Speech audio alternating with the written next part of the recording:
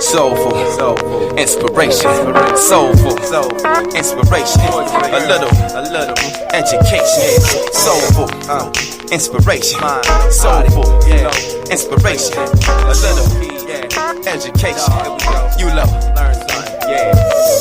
Uninspired and tired is a bad combination, and I'm sad to say that's a dark situation, but I'm thinking of you, so I'm glad to say I wrote a letter on behalf of how I feel today. 7 a.m. in the morning, ain't been to sleep. It's been a night type long and a rough type week. I'm meditating my life on the whole, pondering the where, when, how, ifs I can gain control. It's like a spin of the wheel or a roll of the die. They say that you can be a winner at the game of life, but I know the house don't play to lose, so you better know the math, how to make the move. See, I'm a student of the study, how to proper pursue a blunt portion of the profits produced, paying my dues, so I follow the lolly and avoid the fools. But this is trial by fire, so you must stay cool. One rule, envy is a powerful tool. Spine all times, everything you do. That way, when the idiot's ear can act fool, you can crack those crabs and continue to move. You know, 7 a.m. in the morning, I'm open up. Long night, ain't been to sleep. I grab my pencil and pad, I'm open. I hope you feel me. Remember back to the slenderest times when we pitched for the pretty penny nickel a dime. Before the world seemed crooked and the gutter was fine. When it was good hood living and a peace of mind. Now that's over. Life will make a grown man sober, head aching, hanging over, feeling funny inside. We never knew the world worked on a bogus design to keep a brother buried deep, broken down and blind. Better still, man, it's ill when you look to find there's a chance to advance, most heads deny. Like a dream and a slice of the proverbial pie. We will remain to reside in the ghetto of pride. Ignorance is pure bliss and these days provide plenty of it to keep a poor man pacified. I try to put him on the business of knowledge applied, but that's a pickle of a deal that's sour inside. But 7 a.m. in the morning, I'm open up. Long night, ain't been to sleep. I grab my pencil and pad, I'm open. I hope you feeling me, man. So many guys that I grew with died, resorted to doing crime and turned doing the time. I can hardly better speak to childhood friends and find every exchange features a fella falling the wayside. That's ill, but then it keeps a brother on bill mode, mentally locked and loaded, ready to deal with any form of friction you can fathom the bill. In a world that wheels drama and fires at will, it bust from dawn to dusk and aim to kill. Cause a lot of souls shook and afraid for real. So instead turn their heads up, tail and chill, in the hopes not to cope, but that's whack. See, you and I are like a different breed, and we bring to the balance such a desperate need. The eagerness to elevate and evolve the scene. A better space, a better time indeed. Sincerely.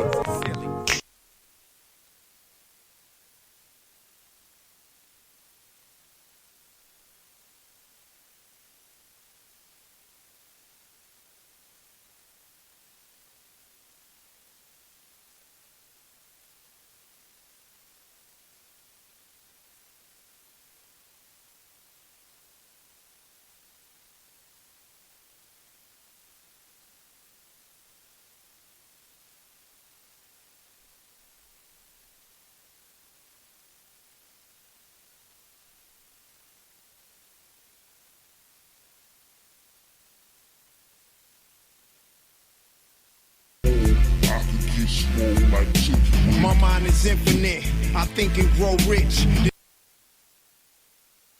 Bench. The reason why I train, I want the power and the strength. Won't stop, won't quit till I'm swollen, I'm ripped. I cut off the liquor, laid off the spliffs, had a paradigm shift like I met Morpheus. Now I'm out. All right, good morning, everyone. Welcome back. My pleasure to be with you. Nathan Ivey. Now you can hear me loud and clear, broadcasting live on the Spreaker Network and also on Nathan Ivey Online, 7 a.m. until 8 a.m.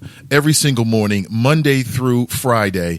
And, you know, I used to do a Saturday show at my old job, and some folks have been asking me about that. I'll think about it. At this point, I don't have any plans on myself doing anything on the weekend, but you never know. Again, my pleasure to be with you and numerous things to discuss. Today is Wednesday, February 17th. 2016, and as always, a pleasure to be with you. I see many people already inside the chat room. I want to say happy Earth Day to Keena. Happy Earth Day. And many folks are already checking in. I appreciate you. We have a lot of ground to cover and not a lot of time to talk about things. First off, I want to tell you about what's happening here in the city of Cincinnati. If we're already connected via Facebook, then you might have already seen a link to a story that has everything to do with Cincinnati. Here's the deal, folks. They're cracking down on repeat offenders, right? If you're using a firearm, if you're using a weapon. And now the feds are involved, and they're giving out federal time. That's right. And they are, and by them I'm talking about law enforcement, this is a new endeavor, a new strategy. And they've targeted about 15 individuals here in the city of Cincinnati.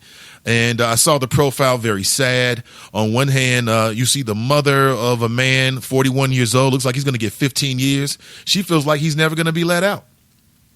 And then on the other hand, you have the image of local law enforcement who are saying they're going to get tough. They're going to get serious about it.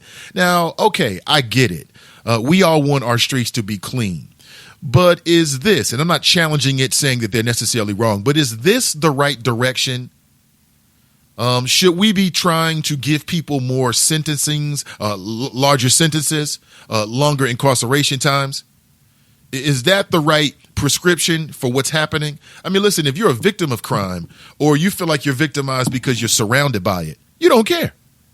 You just want the crime to end. I get it. But for everybody else, I would like to know how you feel about it. I also want to talk about Hillary Clinton. Yesterday, she made her first plea for African-American voters. And in her speech, among other things, she says, look, you can't wait until you're a month away or 2 months away or it's election year or the year before election year. And now you want to make friends with black folks. This has to be something that you do all the time, that there's a part of your life's work. And so now they're courting the black electorate. If you're an African American, how do you feel about that? Did you hear Hillary's speech? Did you hear anything about it? Any reporting of the speech? Did it sway you? Are you swayed by Hillary? I want to get your thoughts about it. Numerous things to discuss. We'll discuss all of it. I want to set the table for you. And we can discuss this at any length this morning if you like to get into it. Not only can you chat with me, but you can also chat and interact with the other folks in the room as well. A lot of good people, and I really appreciate you. Have you been paying attention to anything else going on? I posted a link, and I've talked about this from time to time, and I'm not trying to shame anyone. That's not why I'm here. But if you're a preacher's wife, I mean, should you be dressed like Vanity Six? If you're a preacher's wife, I don't think so. And I'm not sure if you are aware of an actress. Her name is Megan Good. In my head, I call her Megan Yum Yummy, but that's just in my head. And I know what you're thinking, Nate. Keep that in your head. But her name is Megan Good, and she's an African-American actress. She is voluptuous. She's very talented. I'm not saying her voluptuousness is her talent. I'm just saying she's voluptuous and talented. And she is also, I believe she's married to like a pastor. Well, Megan likes to dress sexy. She's got some J-Lo from the block in her. And when she goes to the red carpet and, you know, she does different events, and you got to keep in mind, if you're an entertainer and you want to keep your name out there, you have to go to these events. I get it. And you want to shock. You want people talking about you. Okay, I get it. But again, she got some J-Lo in her. You know, she likes to show off the body. You know, God gave it to her. She likes to show off the curves. For folks out there that are inclined to do so, I believe there might be some stuff out there on the internet. I ain't saying I saw it or I didn't see it. I'm just saying I believe it's out there. But, and I've made this observation many times, you can't serve two masters. You can't serve God and then serve the tabloids. But she's been trying to do it. And somebody called her out. She was on stage with her husband recently at an event. It was live over social media, live stream and other social media apparatuses and networks and streams and things like that. And a woman, they were taking questions from the audience. Now get this picture. She's on stage with her husband, and there's also a moderator there, and there are hundreds, if not thousands of people in the audience. This woman gets up and tries to check her right there. And it didn't go the way she wanted to. I mean, she got her point in. And say what you want, she's got a point. And I want to get your thoughts about that. How can you be, so now we're living in the last days and times when you got folks that would accept that the preacher's wife is dressing like Jenny from the block, is dressing very, very sexy. Now, as a man, I don't want her to stop. Don't stop. But if you're asking me, intellectually what I think about it, it's a contradiction. It is what it is. We won't talk about it. I brought up Hillary Clinton. I've got a clip of Hillary Clinton back in 1994, and some good people over at the Young Turks. I'm not sure if you're hip to them. They did a little clip, a little segment on Hillary Clinton, and I think people have forgotten, and I want you to remember. So check this out. Bill Clinton wanted to pass a crime legislation, and it was 3 strikes bill. So if you have 3 felonies, you get a life sentence. Hillary Clinton was the first lady and aggressively lobbied for it. She gave a speech in 94 defending this piece of legislation. Now, she had many different defenses to it, and some of it were good parts of the bill, including community policing. And here in this clip, she's going to be talking about gangs, not just all kids, not just black kids. Check this out. But when they talk about super predators, they almost always meant young African-American kids. And so here's Hillary Clinton talking about what should be done with them. Not just gangs of kids anymore. They are often the kinds of kids that are called super predators. No conscience, no empathy. We can talk about why they ended up that way, but first we have to bring them to heel. Bring them to heel. Bring them to heel. Very rarely was the term super predator ever used in reference to white kids. Perhaps sometimes in reference to the Columbine kids, but almost always when talking about black kids in inner cities who are in gangs. So I'm giving you the full context. It wasn't just that she was talking about super predators, and it wasn't just regular old kids walking down the street. But was it racially used, that term? Yes, it most certainly was. It was used over and over by Republicans, adopted by the Clintons to scare everybody. Oh, watch out for the super predators. They have no conscience. They have no empathy. We got to bring them to heel. So is that quote accurate? Hell yes, it's accurate. That's why we went and got the video for you guys. So I remember when we first ran the story based on a story by Michelle Alexander, who was one of the leading African-American scholars in this country. People couldn't believe the quote. Well, here she is saying it. And if it wasn't clear enough, here it is again and again. Not just gangs of kids anymore. They are often the kinds of kids that are called super predators. No conscience, no empathy. We can talk about why they ended up that way, but first we have to bring them to heel. Not just gangs of kids anymore. They are often the kinds of kids that are called super predators. No conscience, no empathy. We can talk about why they ended up that way, but first we have to bring them to heel. Bring them to heel. Now, ladies and gentlemen, in my audience, is that the kind of person that you think should be president? And for many of you, unless you're hip to the Young Turks, you haven't even heard that clip in the mainstream press, have you? Why is the mainstream press covering up for Hillary Clinton?